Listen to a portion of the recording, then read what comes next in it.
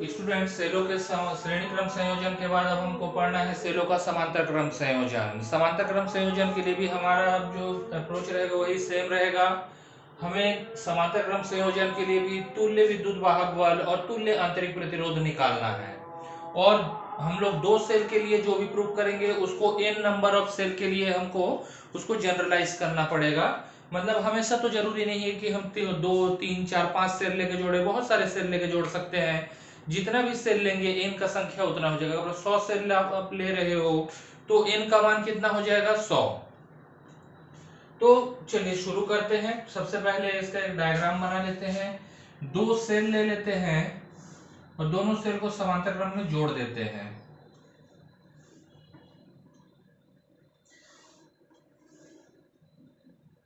एक सेल का विद्युत वाहक बल E1 है, दूसरे सेल का विद्युत वाहक बल E2 है। सेल E1 का आंतरिक प्रतिरोध R1 और सेल E2 का आंतरिक प्रतिरोध R2 है। आंतरिक प्रतिरोध हमेशा याद रखेंगे, कोई अलग सा प्रतिरोध लेके नहीं जोड़ रहे हैं। ये सेल के अंदर का ही प्रतिरोध है। जो विद्युत अपघट्य जो इलेक्ट्रोलाइट्स हैं सेल के अंदर जो भरे रहते हैं द्रव, उनका प्रतिरोध है। दोनों का इधर के टर्मिनल को ले लेते हैं B1, इधर के टर्मिनल को ले लेते हैं B2, यहां पर A और इस बिंदु को ले लेते हैं C। अब ये जो समांतर क्रम संयोजन किए हैं इसी का एक तुल्य परिपथ ले लेते हैं। तुल्य परिपथ के लिए तुल्य विद्युत वाहक बल EEQ और तुल्य आंतरिक प्रतिरोध REQ ले लिया जाता है। और यहाँ पर बिंदु A और बिंदु C ले लेंगे। बिंदु A C उधर भी लिखे इधर भी लिखे, ऐसा क्यों लिखे हैं? क्योंकि ये जो पूरा आपका बन रहा है परिपथ उसी का तुल्य है ये, इसीलिए अलग से हम नहीं ले रहे हैं। आप आंतरिक प्रतिरोध देखिए, कई जगह मैं ऐसे लिख रहा हूं आंतरिक प्रतिरोध को एक साथ, तो इसमें आप कंफ्यूज नहीं होंगे। और कई जगह मैं सेल ले रहा हूं और ऐसे आंतरिक प्रतिरोध को ऐसे, तो दोनों प्रकार से आप लिख सकते हैं, इससे कोई फर्क नहीं पड़ता है। तो चलिए अब इसमें हो क्या रहा है, विद्युत धारा मान लेते हैं यहाँ पर भी I ही प्रवाहित होगा। तो यहाँ पर I जो है बिंदु B2 पे पहुंच के दो हिस्से में बढ़ जाएगा। E1 की तरफ विद्युत धारा I1 चला जाएगा और E2 की तरफ विद्युत धारा I2 चलाएगा और दोनों बिंदु B1 में मिलकर फिर से विद्युत धारा I बन जाएंगे। मतलब I जो है विद्युत धारा I1 और I2 के योग के बराबर है। इसको थोड़ा सा ध्यान रखेंगे, आगे हमारा काम आएगा। अब विद्युत वाहक विभवांतर और विद्युत वाहक बल के बीच का जो संबंध होता है V बराबर E माइनस आई आर, ये आपको याद है, हमने पिछले लेक्चर्स में इसको पढ़ा है। तो क्या हो जाएगा यहाँ पर देखिए, चूंकि समांतर क्रम में जुड़ा हुआ है दोनों ही सेल, इसलिए सेलों के जो टर्मिनल पे विभवांतर होगा V, उसका मान नियत रहेगा। तो अगर मैं पहले सेल E1 की बात करूं तो उसके लिए विभवांतर V बराबर हो जाएगा E1 माइनस I1 R1। और सेल E2 की बात करूं तो उसके लिए भी हो जाएगा V बराबर E2 माइनस I2 R2। विभवांतर V का मान समांतर क्रम संयोजन में हमेशा विभवांतर V का मान नियत होता है। अगर आप सांधारित्रों का संयोजन पढ़े होंगे पिछले पाठ में या प्रतिरोधों का संयोजन पढ़े होंगे तो वहां आपने देखा है कि समांतर क्रम संयोजन में सदैव विभवांतर का मान नियत रहता है। तो चलिए इन दो समीकरण का प्रयोग करते हुए I1 और I2 का मान निकाल लेते हैं और इस समीकरण में रख देते हैं।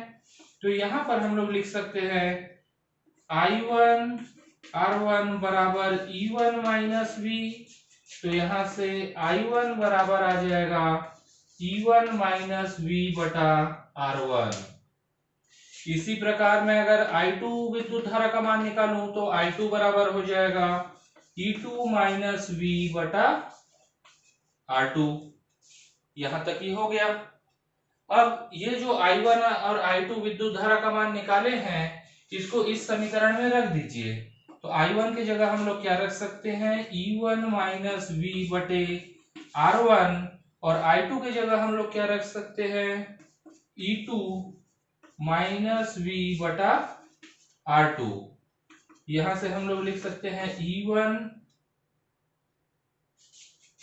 R1 प्लस E2 R2 एक साथ ले लेते हैं और यहां से आ जाएगा माइनस V को कॉमन निकाल लेता हूं मैं, तो यहां पर बच जाएगा 1 बटा R1 प्लस 1/R2।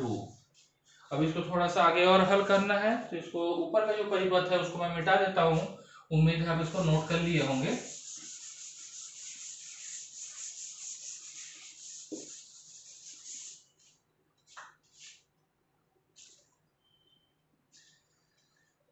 अब ये देखिए विद्युत धारा I बराबर हमारा आ गया E1 R1 plus E2 R2 minus V 1/R1 plus 1/R2।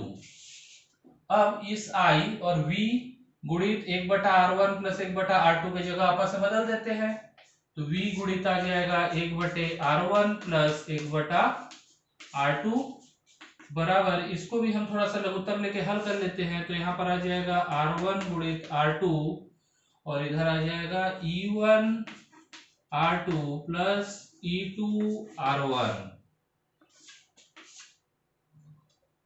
फिर माइनस I। इसको आगे और हल करते हैं।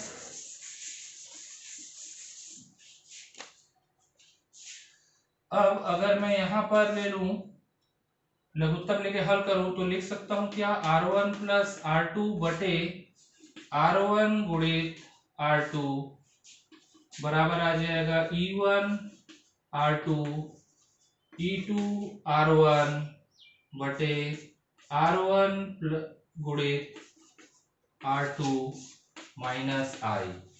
अब देखिए R1 प्लस R2 बटे R1 गुणित R2 उधर जाके पलट के गुणा हो जाएगा, मतलब R1 गुणित R2 अंश में गुणा होगा, R1 प्लस R2 हर में गुणा होगा, तो हमारा आ जाएगा V बराबर E1 R2 plus E2 R1 बटे R1 प्लस R2, फिर आगे माइनस I गुणित R1 गुणित R2 बटे R1 प्लस R2। इसको ले लीजिए समीकरण नंबर 1। मेरे ख्याल से समीकरण अभी तक कुछ दिए नहीं थे हमने, यहां तक आ गया। इस रिजल्ट को आपको थोड़ा याद रखना है। अब यहाँ पर आया कैसे, इसको देख लीजिए।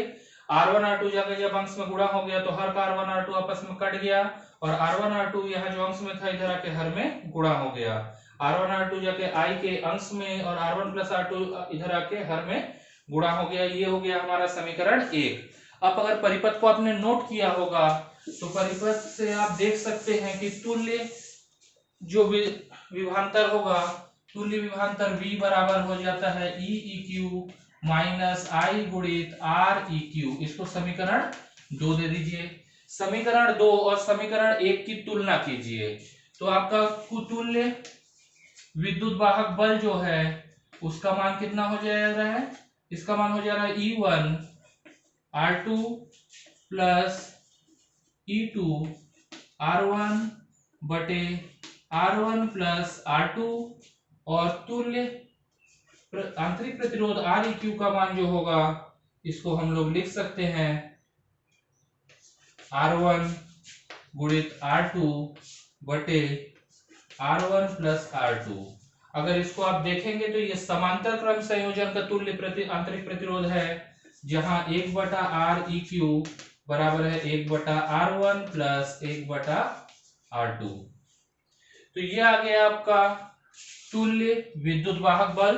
दो सेल को जब हम लोग श्रेणी क्रम में जोड़ते हैं तब का, समांतर क्रम में जोड़ते हैं तब का तुल्य विद्युत वाहक बल, और ये जब समांतर क्रम में सेल को जोड़ते हैं तब तक तुल्य आंतरिक प्रतिरोध। अगर n नंबर ऑफ सेल लेंगे तो कैसे होगा, इसको देख लीजिए थोड़ा। अगर n नंबर ऑफ सेल हम लोग लेंगे तो जो तुल्य विद्युत वाहक बल होगा और तुल्य आंतरिक प्रतिरोध होगा उसका अनुपात सेलों के विद्युत वाहक बल और उसके आंतरिक प्रतिरोधों के अनुपातों के योग के बराबर होगा। अगर n संख्या में है तो ये nवें सेल का विद्युत वाहक बल बटे ये nवें सेल का आंतरिक प्रतिरोध हो गया, और जो तुल्य आंतरिक प्रतिरोध है उसका व्युत्क्रम सभी सेलों के आंतरिक प्रतिरोधों के व्युत्क्रमों के योग के बराबर होगा। ये मेरे ख्याल से आपको समझ में आ गया होगा कि तुल्य, यहाँ पर देखिए तुल्य विद्युत वाहक बल जो है, इस सूत्र से तुल्य विद्युत वाहक बल निकालना इतना आसान नहीं है। इसलिए तुल्य विद्युत वाहक बल और तुल्य आंतरिक प्रतिरोध का हम अनुपात निकाल सकते हैं n सेलों के लिए। ठीक उसी प्रकार तुल्य हम लोग आंतरिक प्रतिरोध निकाल सकते हैं n सेलों के लिए। तो इस प्रकार हमारा श्रेणी क्रम संयोजन और समांतर क्रम संयोजन हो गया। अब हमारा बहुत इंपॉर्टेंट टॉपिक शुरू होगा कि श्रेणी क्रम में सेल को जब जोड़ते हैं तब अधिकतम विद्युत धारा कब मिलता है, और सेलों को जब समांतर क्रम में जोड़ते हैं तब अधिकतम विद्युत धारा कब मिलता है। और फिर मिश्रित क्रम में भी हम सेलों को जोड़ेंगे, जहां कुछ सेलों को हम लोग श्रेणी क्रम में और कुछ सेलों को हम लोग समांतर क्रम में जोड़ेंगे।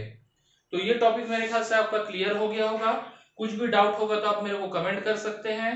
जो भी आपका इस लेक्चर से रिलेटेड फीडबैक हो, आपको लगता हो कि कुछ सुधार का जरूरत है, तो आप मुझे कमेंट में जरूर बताइएगा। अगर ये लेक्चर आपको अच्छा लगे तो एक लाइक जरूर प्रेस कीजिएगा प्लीज। Thank you.